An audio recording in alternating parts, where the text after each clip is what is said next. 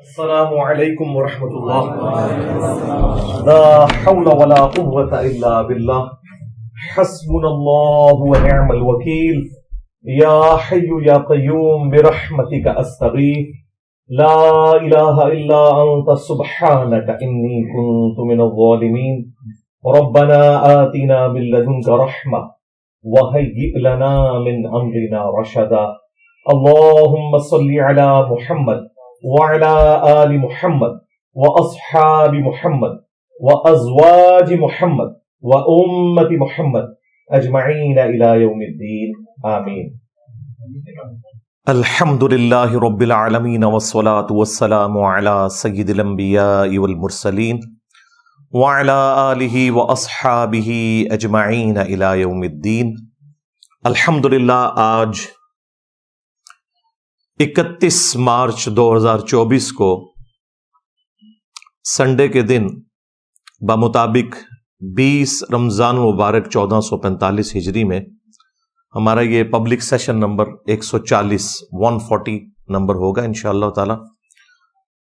آپ کے سوالات یہ ریئل ٹائم پرچیوں کی شکل میں میرے پاس آ چکے ہیں. انشاءاللہ میں انہیں بعد میں ڈسکس کروں گا. پہلے کرنٹ افیئر کے طور پر 2 ایشوز ڈسکس کرنے ہیں. ان میں سے پہلا ایشو جو آج کل پوری دنیا میں ایک ہاٹ ٹاپک بنا ہوا ہے، اسرائیل کے حوالے سے. جو کچھ عرصہ پہلے انہوں نے 5 ریڈ کلر کے ریڈ ہائفر، جن کو نام دے رہے ہیں،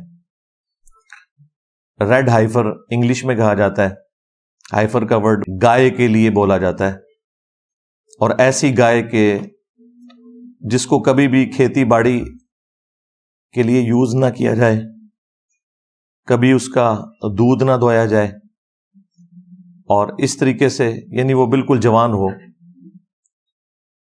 ان کی جو اپنی شریعت ہے ٹیمپرڈ فارم میں، اس کے تحت کم از کم اس کی عمر 3 سال ہوگی تو وہ اس کی قربانی کریں گے، اور وہ اپریل 2024 کے اندر اس کی عمر 3 سال ہو جائے گی سب کی. امریکہ سے انہوں نے یہ 5 خریدی تھی $5 لاکھ کے عوض. ہر ایک کی قیمت $1 لاکھ ہے. اب وہاں سے ویسے امپورٹ کرنے کے اوپر پابندی ہے اس طرح کے جانور، وہ انہیں پیٹس کی فارم میں لانے پڑے ہیں. اس ایشو کو اٹھایا TRT چینل جو ہے ٹرکی والوں کا، ترکیے کا، سب سے پہلے انہوں نے اٹھایا. اور اس کے بعد پھر آپ نے دیکھا ہے کہ پوری دنیا میں مسلمان سپیکرز اس کے اوپر مختلف ویلاگز بنا رہے ہیں، مختلف ویڈیوز ریکارڈ کروا رہے ہیں، مختلف چینلز کے اوپر اس کے حوالے سے ڈسکشن ہو رہی ہے. حالانکہ اس میں سے کچھ بھی نہیں نکلنا، نہ تو ہماری مرضی سے کچھ ہونا ہے اور نہ ان کی مرضی سے کچھ ہونا ہے. لوگ ڈرے بیٹھے ہیں. وہ لوگ جن کا ایمان قرآن کے اوپر تھا، وہ یہودیوں کی ایکٹیویٹی کی وجہ سے پریشان ہے کہ کہیں دجال ہی نہ نکل آئے. دجال کو نہ کوئی مسلمان نکال سکتا ہے، نہ کوئی یہودی نکال سکتا ہے. قرآن و سنت کی روشنی میں جتنی چیزیں ہمارے سامنے موجود ہیں، اس میں تو ابھی دور دور تک کوئی ایسی صورتحال نظر نہیں آ رہی. رہا مسلمانوں کا ایشو، تو وہ تو مسلمانوں پہ جب بھی کبھی کوئی مشکل وقت آئے تو وہ امام مہدی کے آنے کا انتظار کرنا شروع کر دیتے ہیں اور دجال کے نکلنے سے متعلق خبریں دینا شروع کر دیتے ہیں. اس سے زیادہ مشکل وقت مسلمانوں پہ تاتاریوں کی شکل میں آیا تھا، اور وہ اتنا بڑا فتنہ تھا کہ اس کے آگے کوئی بند نہیں باندھ سکا، تا وقتے کہ اللہ تعالیٰ نے اسے کمزور کیا، اور پھر انہی میں سے لوگوں نے اسلام بھی قبول کیا. اس وقت جو کچھ مسلمانوں کے ساتھ ہوا، آج کل تو جو ہو رہا ہے یہ اس کا عشر عشیر بھی نہیں ہے. اس وقت بھی لوگوں نے یہی کنکلوڈ کیا کہ بس امت ختم کے ختم. 8 سے 100 سال پہلے تک آپ دنیا میں کوئی مسلمان ملک دکھا سکتے تھے جو آزادی کے طور پر زندگی گزار رہا ہو. آج پھر سے 60 اسلامک ملک موجود ہیں الحمدللہ. جب سے یہ ورلڈ وار 2 کے بعد امپائرز کا سلسلہ ختم ہوا ہے، اگرچہ مسلمانوں کو آزادی مل گئی ہے، لیکن یہ یاد رکھیے گا کہ اوور آل حکمران دنیا کے وہی الائیڈ فورسز ہیں جنہوں نے ورلڈ وار 2 کے اندر کامیابی حاصل کی تھی. لیکن اس دفعہ ورلڈ آرڈر چینج ہو گیا. پہلے تو جو بھی قبضہ کرتا تھا دوسرے کے ملک کے اوپر، وہ اس پہ براہ راست حکومت کرتا تھا. لیکن اب چونکہ قوموں، نیشنز کی بنیاد کے اوپر ملک بن چکے ہیں، امپائرز ٹوٹ چکی ہیں، لہٰذا اب جو رول کرنے والا معاملہ ہے وہ ڈائریکٹ نہیں ہے، انڈائریکٹ ہے. یہ ہم لوگ جو آئے دن گلہ کرتے ہیں یورپین طاقتوں کے حوالے سے، امریکہ کے حوالے سے، کہ وہ انٹرفیئر کرتے ہیں، تو ان کو حق پہنچتا ہے انٹرفیئر کرنے کا، کیونکہ انہوں نے دنیا کو فتح کیا ہے. اور اس دفعہ چونکہ فتح کر کے انہوں نے ملک ہمارے حوالے کیے اور صرف حکمرانوں کو قابو کیا، اس لیے ہمیں لگتا ہے کہ ہمیں آزادی ملی ہوئی ہے. اس وقت حکومت انہی کے پاس ہے جنہوں نے دوسری جنگ عظیم کے اندر پوری دنیا کو شکست دی. سلطنت عثمانیہ جنگ عظیم اول میں ختم ہوئی، اور کوئی تھوڑی بہت رمق تھی تو ورلڈ وار 2 کے بعد وہ بھی ختم ہو گئی مسلمانوں کی. لہٰذا اب اس پریزنٹ ورلڈ کے اندر صرف جوش پہ مبنی تقریریں کرنے سے، باتیں کرنے سے، وی لاگز بنانے سے کوئی مسئلہ حل نہیں ہونا، جب تک کہ ہم انہی اصولوں کے اوپر ترقی نہیں کریں گے جن اصولوں کے اوپر آج کے ماڈرن ورلڈ کے اندر قوموں نے اپنا مقام حاصل کیا، یعنی سائنس اور ٹیکنالوجی کے اندر. باقی آپ کو جو مرضی کوئی کہتا رہے کہ جی ہم 2 ارب ہیں، 2 ارب چھوڑ دیں آپ 10 ارب بھی ہوں تب بھی کوئی فرق نہیں پڑتا جب تک آپ کے پاس ٹیکنالوجی نہیں ہے. یہ ذہن میں رکھیے گا.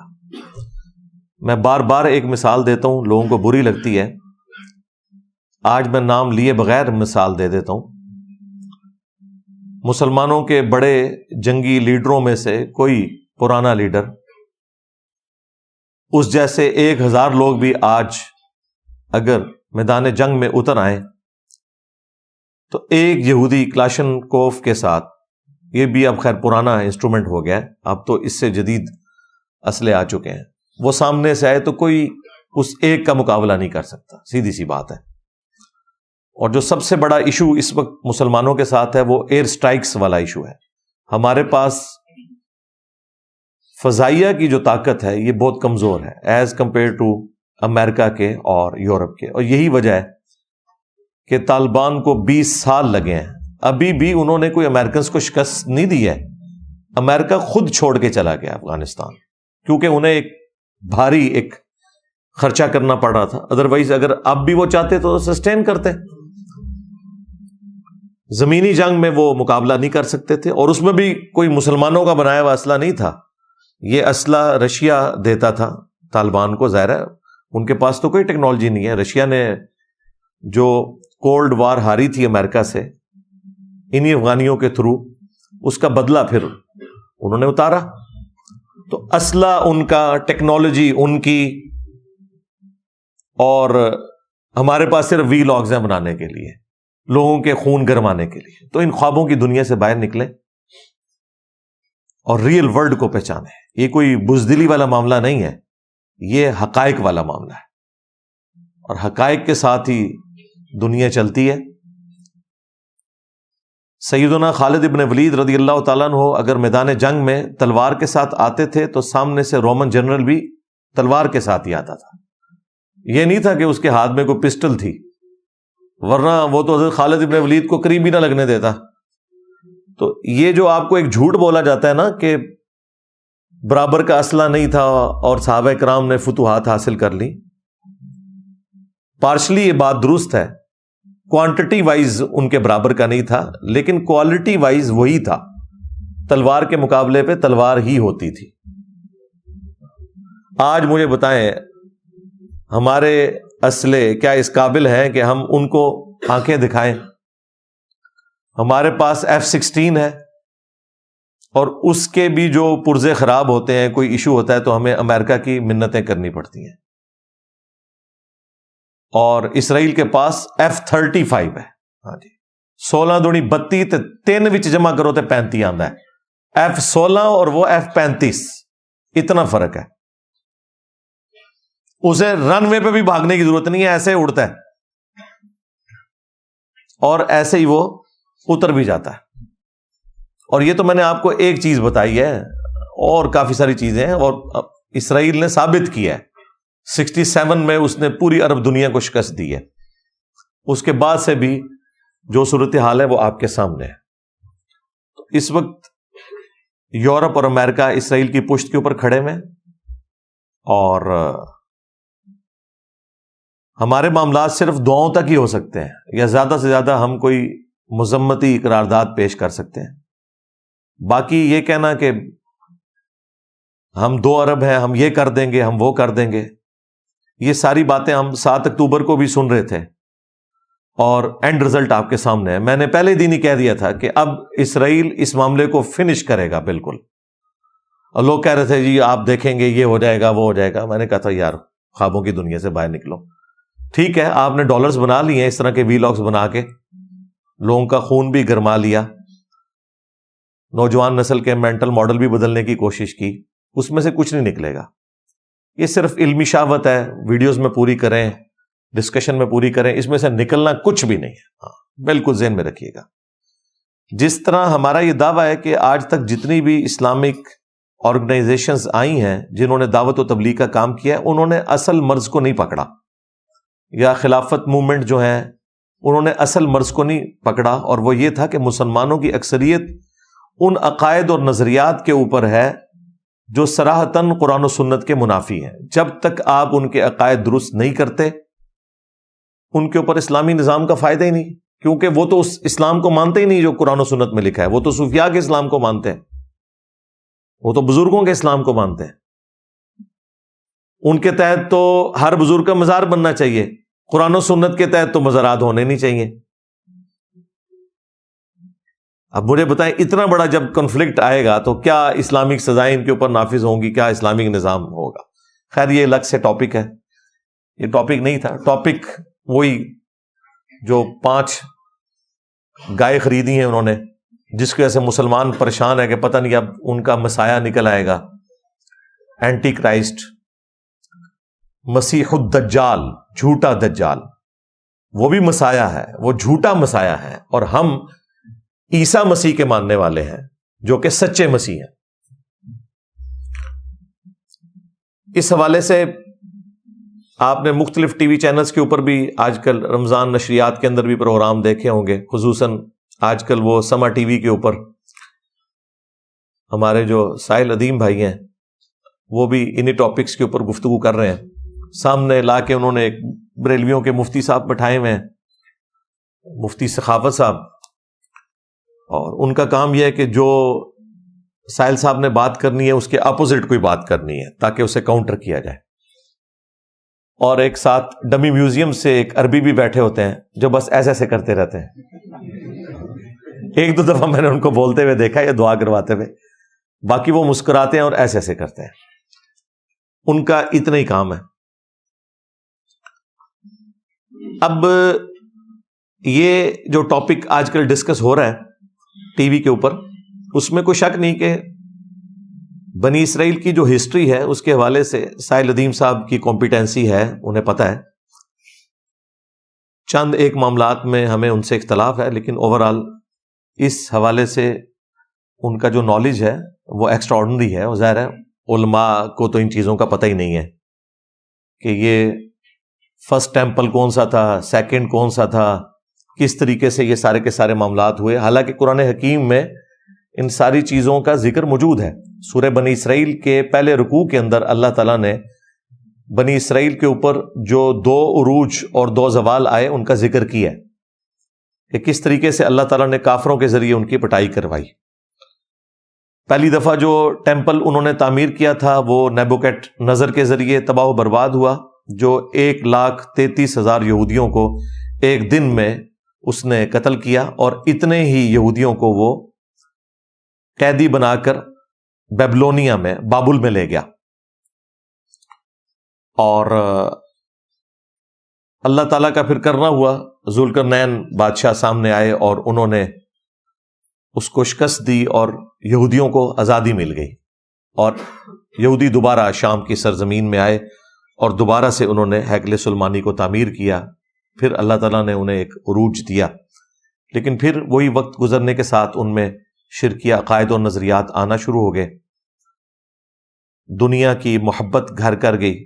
پھر اللہ تعالیٰ کی طرف سے دوسرا عذاب کا کوڑا پڑا. یہ ساری تفصیل سورہ بنی اسرائیل کے بالکل سٹارٹ میں ہے. اور ٹائٹس نے 70 عیسوی کے اندر، یعنی حضرت عیسیٰ علیہ السلام کے اٹھائے جانے کے آلموسٹ 40 سال کے بعد یروشلم کے اوپر حملہ کیا اور اینٹ سے اینٹ بجا کے رکھ دی. حالانکہ وہ کافر تھا رومن جنرل ٹائٹس، لیکن اللہ تعالیٰ نے قرآن میں فرمایا کہ ہم نے اپنے سخت لڑائی لڑنے والے بندے تم پر مسلط کیے تاکہ بیت المقدس کی اینٹ سے اینٹ بجا دیں، اور جو چیز وہ دیکھیں اسے سلامت نہ چھوڑیں. اب دیکھیں کافروں کو اللہ تعالیٰ اپنی طرف منسوب کر رہا ہے. ہماری امت کے ساتھ بھی 2 دفعہ یہ ہو چکا ہے. پہلی دفعہ منگولوں کے ذریعے اور دوسری دفعہ جو ہے وہ یورپین پاورز کے ذریعے. وہاں پہ بھی پہلی جو قوت تھی وہ مشرق سے آئی، نیبوکیڈ نظر، اور دوسری مغرب سے. یہاں پہ بھی پہلی قوت جو ہے منگولوں کی فارم میں، تاتاریوں کی شکل میں، مشرق سے، اور مغربی قوتیں آئیں. کہیں پر فرینچ نے قبضہ کر لیا، اور سب سے بڑی آپ کو پتہ ہے انسانی ہسٹری کی امپائر، برٹش امپائر، جس میں سورج بھی غروب نہیں ہوتا تھا، آسٹریلیا سے لے کے افریقہ تک. یہ تو اللہ کا شکر ہے کہ سیکنڈ ورلڈ وار کے بعد گریٹ برٹن اتنی کمزور ہو گئی ہٹلر کے ساتھ لڑنے کی وجہ سے کہ اس شر میں سے یہ خیر نکلا کہ جزوی آزادی ہمیں مل گئی اور ہمارے ملک بن گئے. لیکن چونکہ فاتح وہ ہیں، اوورال رول انہی کا ہے اس وقت. یعنی میری خواہش کے اوپر نہیں ہے، میں آپ کو ریئلٹی بتا رہا ہوں. ہو سکتا ہے لوگ کہیں کہ جی یہ بڑا خوش ہے، میں آپ کو ریئلٹی بتا رہا ہوں. خیر، دوسری دفعہ جب ٹائٹس نے حملہ کیا تو 70 عیسوی کے اندر اس نے جب ہیکل سلیمانی کو گرایا تو ایک دیوار بس صرف سلامت رہ گئی، جو ویلنگ وال آپ دیکھتے ہیں جس کے سامنے وہ تورات پڑھ رہے ہوتے ہیں یوں کر کے یہودی. دیوار گریا کہا جاتا ہے، اس کے سامنے آہو بکا کرتے ہیں، اللہ تعالیٰ سے دعائیں مانگتے ہیں. اور باقی وہ سارے کا سارا ہیکل سلیمانی جو ہے وہ تباہ و برباد ہو چکا ہے، اور اسی کو دوبارہ وہ تعمیر کرنے کی خواہش رکھتے ہیں. عرصہ دراز سے اسی کے لیے زائنسٹ موومنٹ چلی، اور پھر پہلی جنگ عظیم کے بعد بالفور ڈکلیریشن ہو گئی، اور الٹیمیٹلی 1948 میں اسرائیل قائم ہو گیا، اور 1961 میں اس نے عرب دنیا کو شکست دے کے اپنی باؤنڈریز کو بڑھا لیا. تو یہ ساری کی ساری ہسٹری ہے جو میں نے مختلف ویڈیوز کے اندر ڈسکس کی ہے. اب وہ دوبارہ سے ہیکل سلیمانی کو تعمیر کرنا چاہتے ہیں، لیکن جہاں پر یہ یروشلم میں بیت المقدس ہے، جہاں آپ کو ایک گولڈن ڈوم نظر آتا ہے جس کے نیچے وہ چٹان ہے جس سے اللہ کے محبوب علیہ السلام معراج پر تشریف لے گئے تھے، اور اس سے چند 100 میٹر کے فاصلے کے اوپر ایک مسجد ہے جس کا ڈارک گرین کلر کا یا آلموسٹ بلیک کلر کا چھوٹا سا گنبد ہے. وہ اصل میں مسجد اقصی ہے. ویسے تو اس پوری پہاڑی کو ہی مسجد اقصی کہا جاتا ہے. نبی الاسلام کے زمانے میں پراپر کوئی مسجد نہیں تھی. جب سورہ بنی اسرائیل میں مسجد اقصی کا ذکر ہے، ایلیا کا یا یروشلم کا، تو مسجد اقصی کا مطلب ہے دور کی مسجد. وہ پورے پہاڑ کو ہی حرم کہا جاتا ہے. جس طریقے سے بیت اللہ شریف صرف جہاں ہم طواف کر رہے ہیں مطاف وہ حرم نہیں ہے، پوری مکے کی سرزمین حرم ہے. مدینہ شریف کی بھی 2 پہاڑیوں کے درمیان جو پوری سرزمین ہے وہ حرم ہے، اور تیسرا حرم مسلمانوں کے لیے یہ بیت المقدس ہے. بیت المقدس مسلمانوں کا قبلہ اول نہیں ہے، یہ قبلہ اوسط ہے. مسلمانوں کا قبلہ اول خانہ کعبہ شریف ہے، ابراہیمی قبلہ. بنی اسرائیل کے لیے بیت المقدس اللہ تعالیٰ نے مقرر فرمایا تھا، اور بخاری مسلم میں آیا کہ نبی الاسلام نے بھی 17 مہینے تک جب مدینہ شریف ہجرت کی تو اسی کی طرف رخ کر کے نماز پڑھی ایک کامن ٹرم کے طور پر، اور پھر دوبارہ سے آپ علیہ السلام کی خواہش پہ سورۃ البقرہ میں وہ 2 رکوع نازل ہوئے تحویل قبلہ کے، اور واپس ابراہیمی قبلہ ہو گیا. لہٰذا یہ یاد رکھیے گا، یہ غلط العام ہے کہ ہمارا قبلہ اول جو ہے وہ قبلہ اوسط ہے. قبلہ اول بیت اللہ شریف ہے. سورہ آل عمران میں واضح ہے کہ پہلا گھر جو اللہ تعالیٰ نے مقرر کیا کہ لوگ وہاں آ کر عبادت کریں، جو ساری انسانیت کے لیے ہدایت ہے، وہ ہے جو کہ بکہ کے اندر ہے. بکہ اور مکہ یہ دو نام ایک ہی شہر کے ہیں. جس طرح ہمارے پڑوسی ملک میں بمبے ہے اور ممبئی بھی بولا جاتا ہے اور بمبئی بھی، میم اور با دونوں کے ساتھ. اس طرح یہ بکہ اور مکہ دونوں مکے کے لیے ٹرمز یوز ہوتی ہیں. اور بخاری مسلم میں بھی موجود ہے، نبی الاسلام نے کہا سب سے پہلا گھر جو تعمیر کیا گیا وہ بیت اللہ شریف ہے، اور اس کے بعد پھر فرمایا بیت المقدس، جسے مسجد ایلیہ بھی کہا جاتا ہے، مسجد اقصیٰ بھی کہا جاتا ہے، اور ان کے درمیان 40 سال کا وقفہ ہے. خیر، وہ بیت المقدس کی جو وہ پوری پہاڑی ہے جس کے اوپر ایک کارنر کے اوپر ویلنگ وال ہے، اور قبۃ الصخرہ وہ چٹان والا گنبد، اور مسجد ایک جسے مسجد اقصیٰ کہا جاتا ہے، یہ قبلی ماسک بھی بولا جاتا ہے اس کو.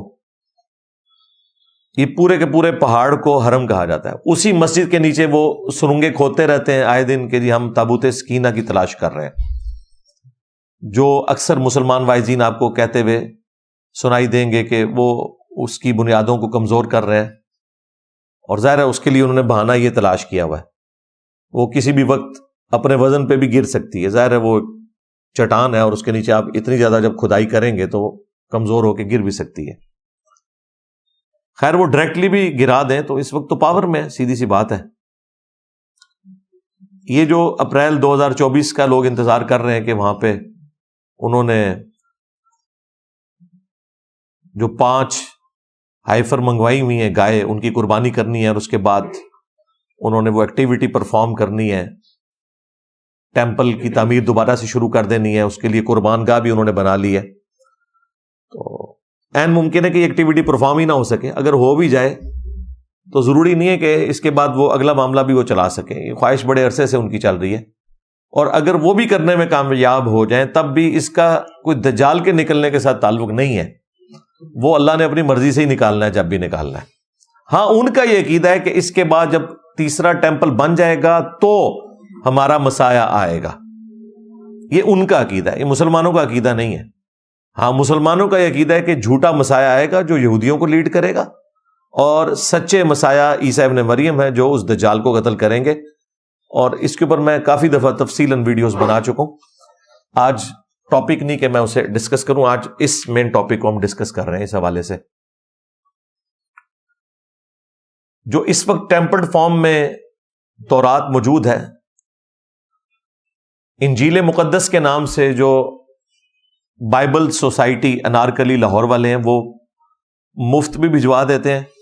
ویسے اس کا PDF بھی پروفیشنل اویلیبل ہے گوگل کے اوپر، اگر آپ جائیں ٹائپ کریں تو آپ کو مل جائے گا.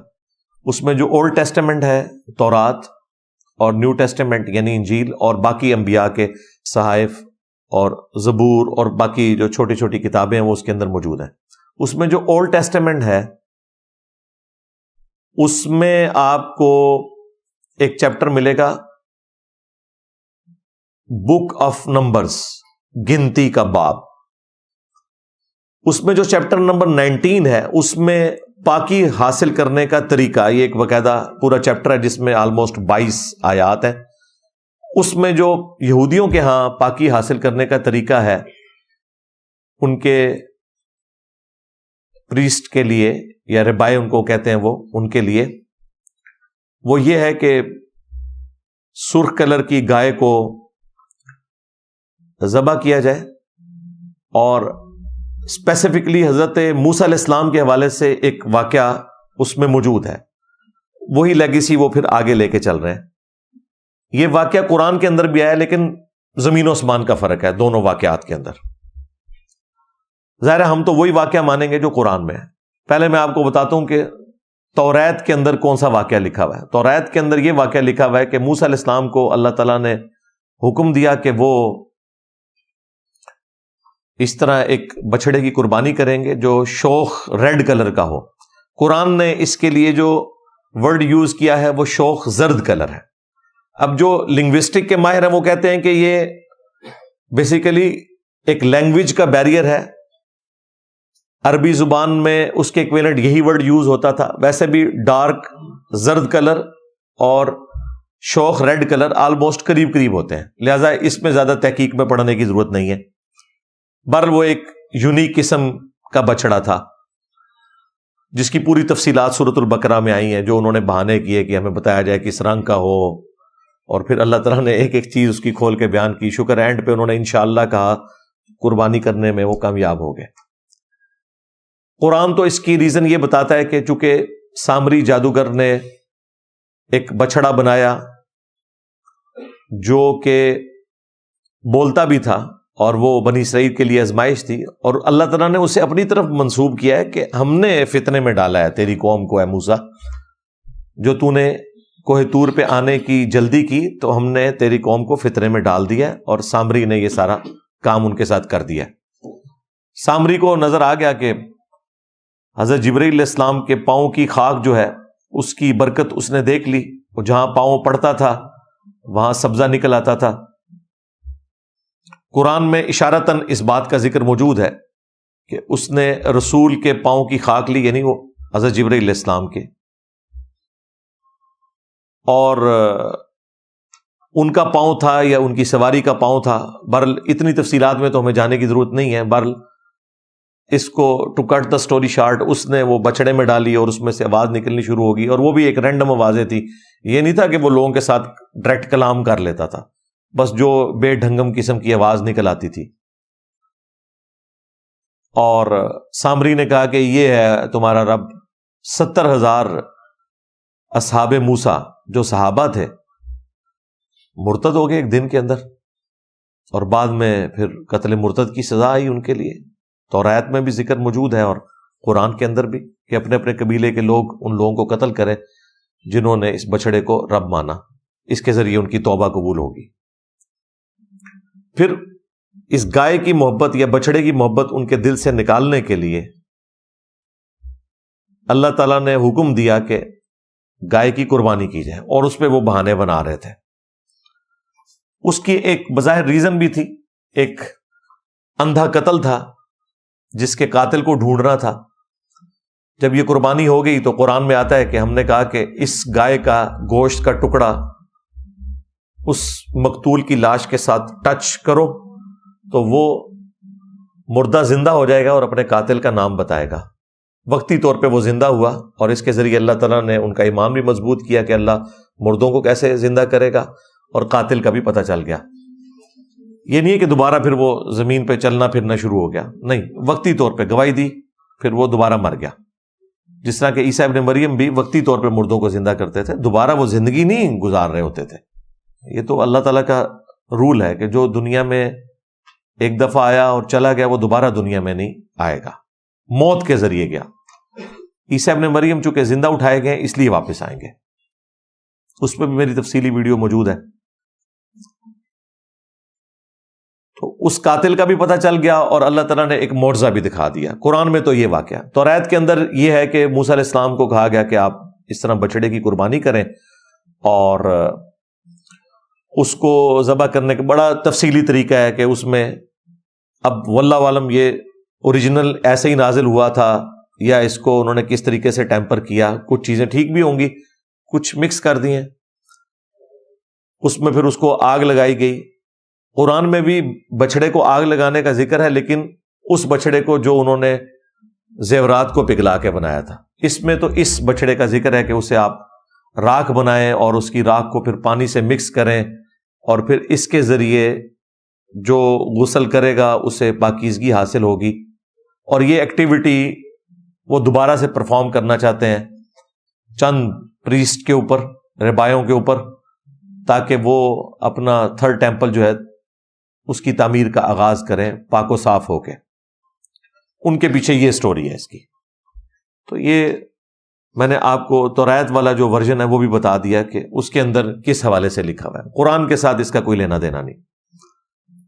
اور یہ ذہن میں رکھیے گا کہ ہم نالج کے طور پر ضرور انجیل کو، تورات کو پڑھتے ہیں، لیکن اس کی کسی بات کو بھی درست نہیں سمجھتے اس وقت تک جب تک کہ وہ فٹ ان نہ بیٹھے قرآن کے ساتھ.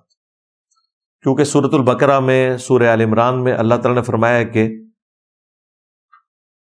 ان کتابوں کے ماننے والوں نے دنیا کی محبت میں، دنیا کی دولت کی لالچ میں اللہ کی آیات کو بیچ دیا اور اپنے ہاتھوں سے کتاب میں تحریف کر دی دنیا کی منفعت کی خاطر. اب اس کا حل کیا ہے؟ وہ بھی سورہ آل عمران میں آیا کہ ہم نے تورات نازل کی تھی، اس کے بعد انجیل نازل کی، اور اب الفرقان یعنی اس کتاب کو نازل فرمایا جو حق اور باطل میں تمیز کرنے والی کتاب ہے. یہ بتائے گی کہ تورات اور انجیل کی کون سی بات درست ہے اور کون سی غلط. بلکہ سورۃ المائدہ میں تو اللہ تعالیٰ نے فرمایا یہ المہیمن ہے، نگہبان ہے ان کتابوں کے اوپر. یہ ڈیسائیڈ کرے گی کہ ان کی کون سی بات درست ہے اور کون سی بات غلط ہے. تو اس طرح جو اسرائیلی روایتیں ہیں یا ان کی کتابوں میں جو کچھ آیا اس میں احتیاط کرنی چاہیے. البتہ جس طرح اس پروگرام کے اندر سائل ندیم صاحب سے وہ مفتی صاحب کہہ رہے تھے نا کہ تورات تو پڑھنا ہی گناہ کا کام ہے، اور نبی صلی اللہ علیہ وآلہ وسلم ناراض ہو گئے تھے حضرت عمر فاروق رضی اللہ تعالیٰ عنہ سے اس بات کے اوپر. اس روایت کا انہوں نے ریفرنس نہیں دیا. وہ روایت سنن دارمی میں موجود ہے اور مشکات کے اندر بھی پہلی جلد کے اندر آپ کو مل جائے گی. وہ روایت اصول محدثین کے اوپر انتہائی کمزور ہے. اس میں جو مجالد راوی ہے وہ محدثین کے نزدیک انتہائی کمزور راوی ہے. لہذا وہ روایت کے حضرت عمر فاروق تورات کے چند صفحے پڑھ رہے تھے تو نبی الاسلام ناراض ہوئے، اصول محدثین کے اوپر کمزور ہے. میں نے کوئی 2008-9 میں اس روایت کو بیان کیا تھا اور اوائل ہی میں نے اس سے رجوع کر لیا تھا کہ یہ اصول محدثین کے اوپر چونکہ روایت کمزور ہے، اور سب سے بڑھ کر یہ قرآن کے خلاف ہے. قرآن میں تو ایسی کوئی بات رپورٹ نہیں ہوئی ہے. قرآن میں تو بالکل اس کے الٹ آیا ہے، بلکہ قرآن میں تو سیدھا آیا ہے، یہ بالکل الٹ ہے قرآن کے. وہ سورہ آل عمران کے اندر موجود ہے جو اونٹ کی حرمت کے پوائنٹ آف ویو سے ایک غلط عقیدہ بنا لیا تھا بنی اسرائیل نے. تو اللہ تعالیٰ نے اس کا رد کیا کہ حضرت اسرائیل علیہ السلام یعنی کہ یعقوب، یہ ان کا لقب تھا. اسرائیل کا مطلب ہے اللہ کا بندہ.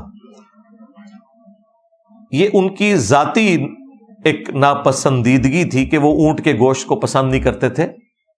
خود انہوں نے اپنے اوپر اس کو حرام کر لیا تھا یا استعمال چھوڑ دیا تھا، اور تورات نازل ہونے سے پہلے کی بات ہے. پھر اللہ تعالیٰ نے فرمایا قل فأتوا بالتوراۃ، اے نبی ان سے فرماؤ کہ تورات لے کر آؤ. فَاتْلُوهَا إِن كُنتُمْ صَادِقِينَ، اور پھر اس کی تلاوت بھی کرو اگر تم سچے ہو. بتاؤ تورات میں کہاں لکھا ہے کہ اونٹ کا گوشت جو ہے وہ کھانا حرام ہے؟ کیونکہ حضرت موسیٰ علیہ السلام کے ذریعے اللہ تعالیٰ نے اسے واضح کر دیا تھا. جب قرآن یہ کہہ رہا ہے کہ تورات لے کر آؤ، کئی مواقع پہ قرآن حکیم میں اس طرح کی آیات ہیں، تو ظاہر ہے قرآن جب خود مان رہا ہے کہ وہ ٹیمپرڈ کتابیں اور پھر یہ کہہ بھی رہا ہے کہ لے کر آؤ، تو اس کا مطلب ہے 100% ٹیمپرڈ نہیں ہے. جہاں تک توحید کا تعلق ہے آج بھی اس میں کوئی ایک آیت آپ ان ایمبیگوس نہیں دکھا سکتے جو شرک کی دعوت دیتی ہو، ٹیمپرڈ فارم میں بھی، تحریف شدہ ہو کر بھی. ورنہ تو ہم یہود و نصارہ کو دعوت ہی نہ دے سکتے. دعوت اسی صورت میں دیں گے جب آپ اس کتاب سے بات کریں جس کو وہ خود مان بھی رہے ہو. تو ظاہر ہے کہ وہی کتابیں تورات اور انجیل. تو ان کتابوں میں بھی کئی ایک معاملات بالکل درست لکھے ہوئے ہیں آج کی ڈیٹ میں بھی. ہاں جہاں ہمیں اختلاف ہے وہ ہم بیان کر دیتے ہیں. تو قرآن حکیم کے اندر بالکل واضح موجود ہے کہ آپ تورات پڑھ سکتے ہیں، لیکن پہلے قرآن تو پڑھیں، آپ کو پتا ہو کہ قرآن کے اندر کیا لکھا ہے، پھر آپ ضرور پڑھیں. نبی علیہ السلام بھی سنن نبی داؤد میں ایک حدیث میں نے کافی دفعہ بیان کی ہے. آپ کو یہودیوں نے ایک مدرسے میں بلایا، ایک گھر کے اندر انہوں نے مدرسہ بنایا ہوا تھا، ایک بدکاری کا کیس تھا اس کے فیصلے کے لیے. تو نبی علیہ السلام کو انہوں نے ایک بڑی گدی دی جس کے اوپر آپ تشریف فرما ہوئے، اور تھوڑی دیر بعد تورات لائی گئی تو نبی الاسلام نے اپنی پیٹھ کے نیچے سے وہ گدی نکال کے سامنے رکھی اور خود زمین پر بیٹھ کے اور تورات کو رسپیکٹ دیتے ہوئے، حالانکہ ٹیمپرڈ تھی، اس گدی کے اوپر رکھا، اور پھر آپ نے ساتھ بولا آمنت بک، میں ایمان لایا تجھ پر، وبمن انزلک، اور ایمان لایا اس پر جس نے تجھے نازل کیا۔ نبی الاسلام نے ٹیمپرڈ تورات کی بھی یعنی عزت کی اور کہا کہ میں اس پر بھی ایمان لایا اور اس کے نازل کرنے والے کے اوپر بھی ایمان لے کر آیا۔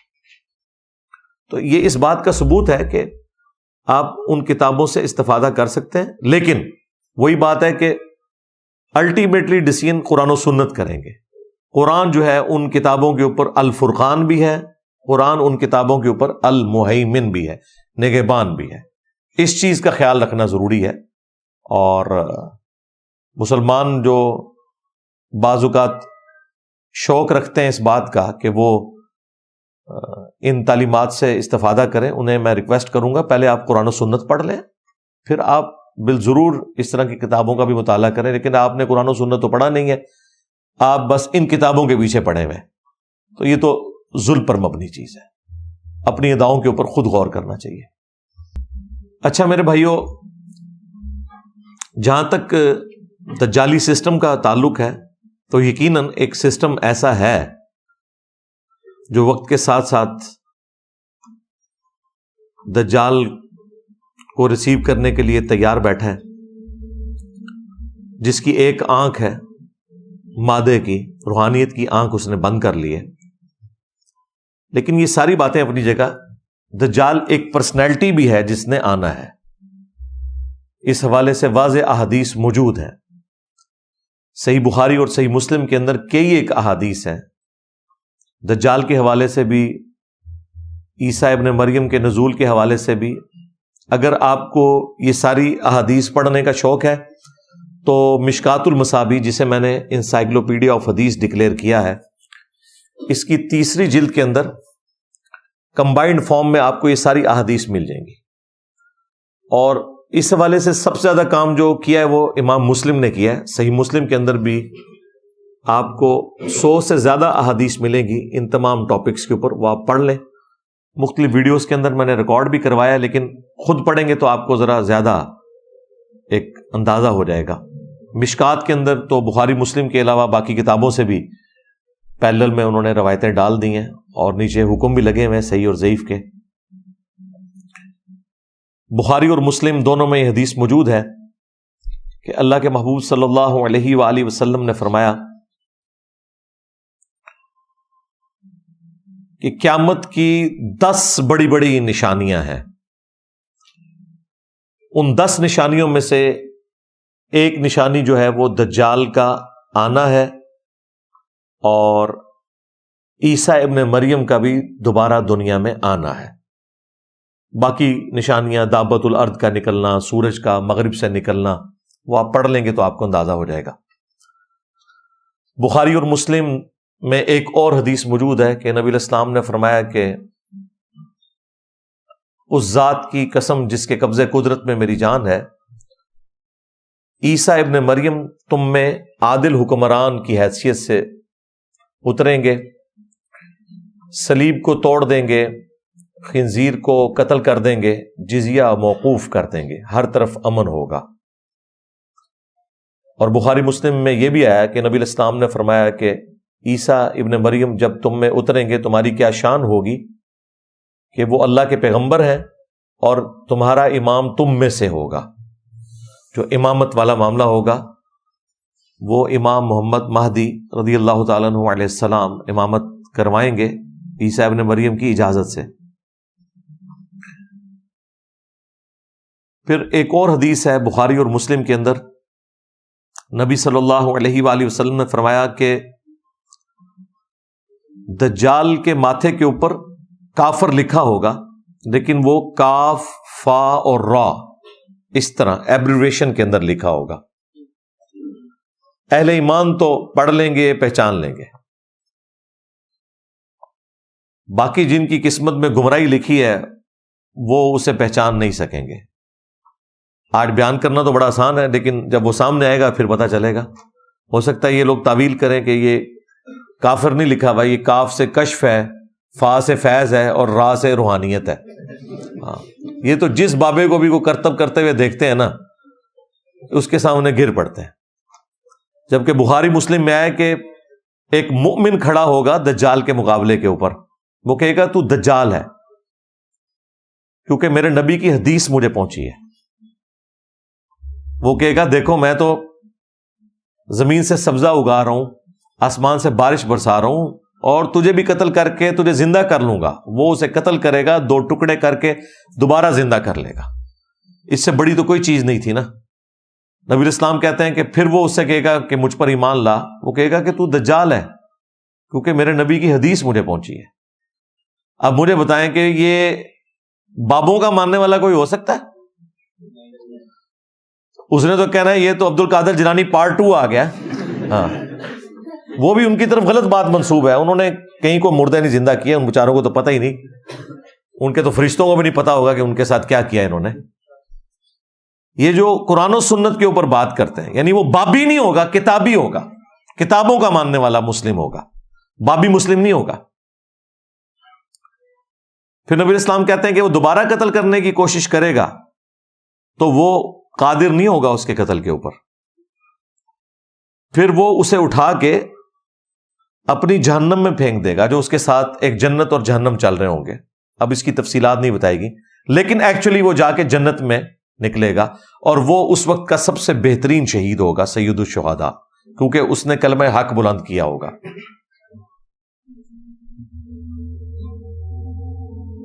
تو یہ سید الشہداء کی جو لیگیسی ہے یہ قیامت تک چلنی ہے.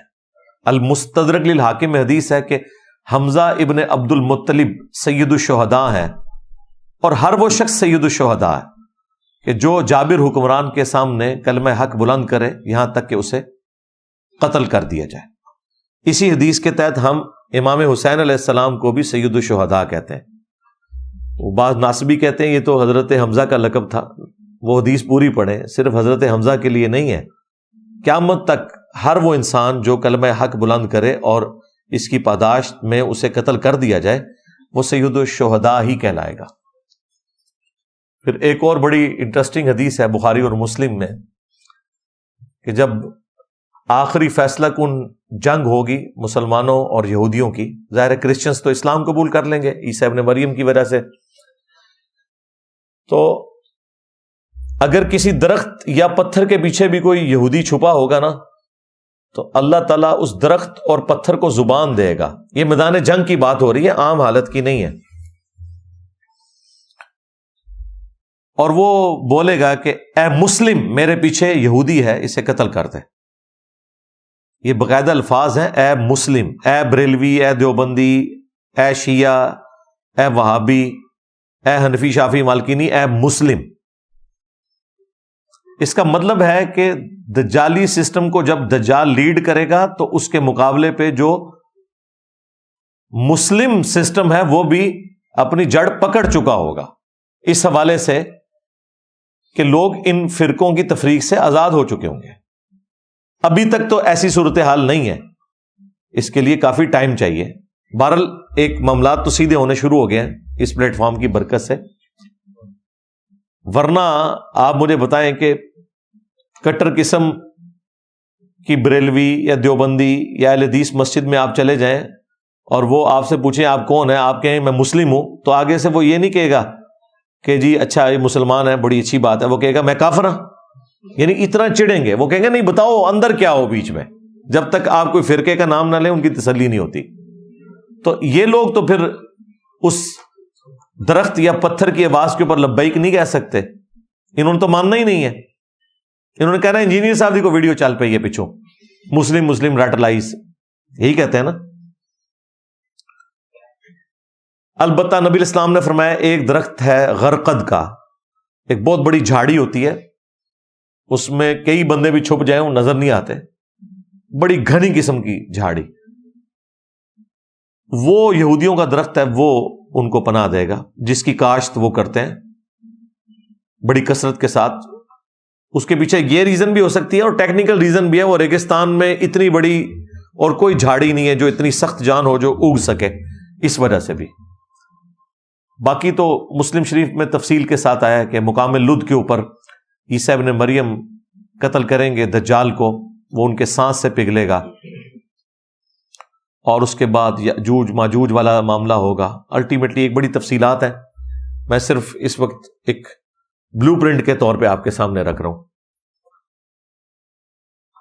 اب ایسی صورتحال کے اندر ہم نے اس فتنے سے کیسے بچنا ہے، تو اس کے حوالے سے ایک تو وہ حدیث جو بخاری مسلم دونوں میں ہے کہ نبی علیہ السلام نے حکم دیا کہ ہر نماز کے تشہد میں 4 چیزوں کے اگینسٹ اللہ تعالیٰ کی پناہ آپ نے طلب کرنی ہے۔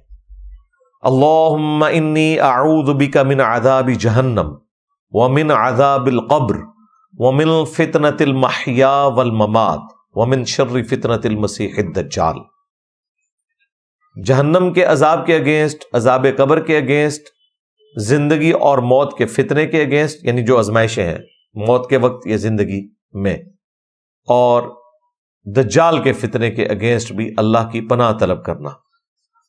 تو یہ دعا آپ کو یاد ہونی چاہیے۔ نبی علیہ السلام اس دعا کو مانگنے کا حکم دیتے تھے تشہد کے اندر، باقی دعائیں بھی مانگیں جتنی آئی ہیں وہ آپ کی مرضی، لیکن یہ دعا ضرور یاد کر کے مانگا کریں۔ پھر صحیح مسلم کے اندر 3 احادیث ہیں دجال کے فتنے سے بچنے کے حوالے سے۔ ایک حدیث میں آیا کہ سورۃ الکہف کی جو پہلی 10 آیات یاد کر لے گا وہ دجال کے فتنے سے بچے گا۔ ایک حدیث میں آیا آخری 10 آیات، اور ایک جو تیسری تفصیلی حدیث ہے جس میں دجال کے قتل کا ذکر ہے اور عیسیٰ ابن مریم کا اور باقی ساری تفصیلات، مسلم شریف میں تفصیلاً حدیث ہے وہ، اس میں یہاں تک آیا کہ جب تم دجال کو سامنے پاؤ تو اس کے سامنے سورۃ الکہف کی ابتدائی آیات تلاوت کرنا، اللہ تعالیٰ تمہیں دجال کے فتنے سے بچا لے گا۔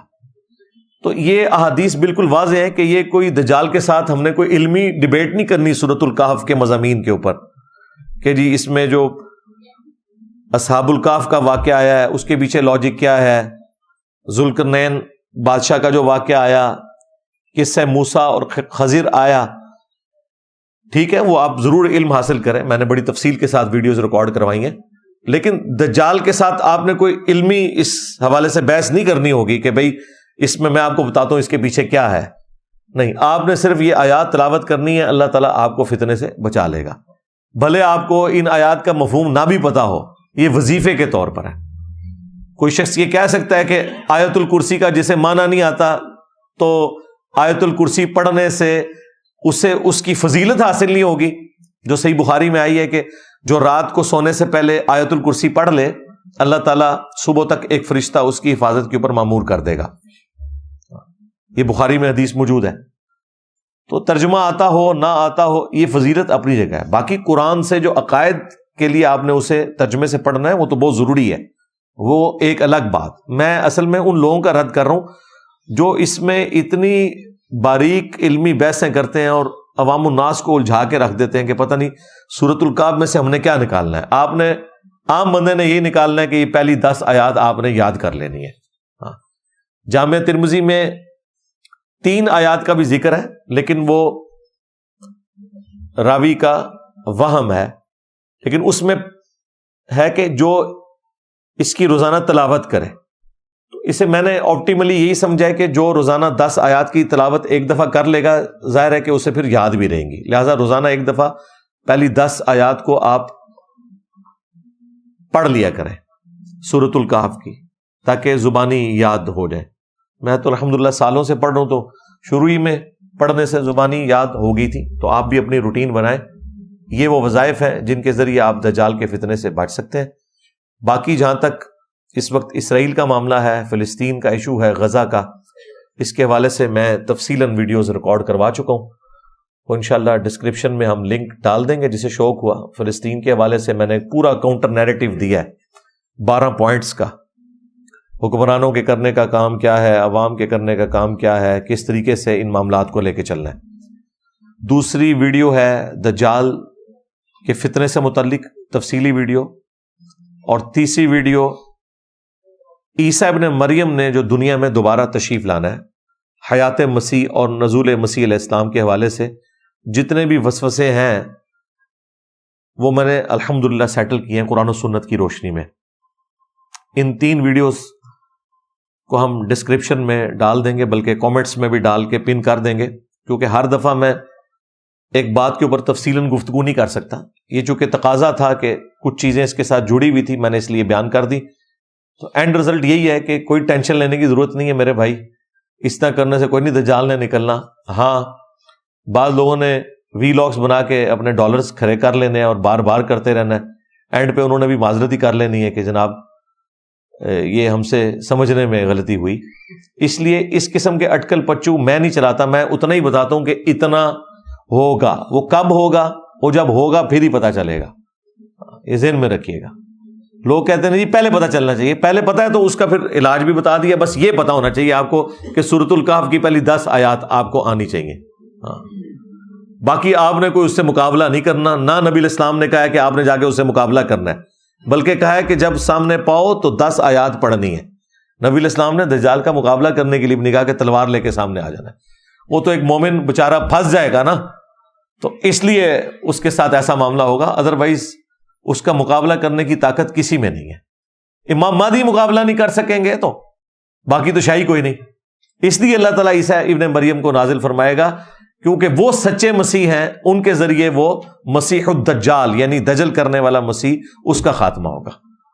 تو امید ہے کہ یہ جتنی میں نے گفتگو کی اس سے آپ کو اوورآل کچھ چیزیں میں نے ڈائریکٹلی بتا دیں، کچھ انڈائریکٹلی بتا دیں، تاکہ ایک میسج کنوے ہو جائے آپ تک۔ باقی ماننا نہ ماننا وہ آپ کی مرضی ہے، ہمارا کام تو ہے علمی طریقے سے معاملات کو لوگوں کے سامنے ہائی لائٹ کرنا۔